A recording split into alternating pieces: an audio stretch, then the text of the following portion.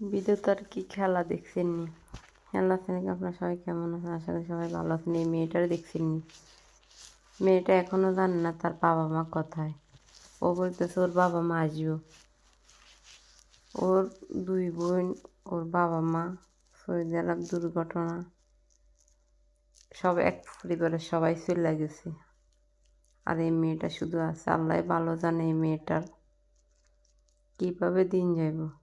যখন বুঝবো তার বাবা মা একসাথে চলে গেছে সবাই, তখন এর কী অবস্থা হবে। এখনও জানে এর বাবা মা না আসবো, আছে কফিলের কাছে, আছে কথায় ফাটাইছে। সবাই এই মেয়েটার দোয়া করবেন, এই মেয়েটার জন্য সবাই সঙ্গী হইবেন।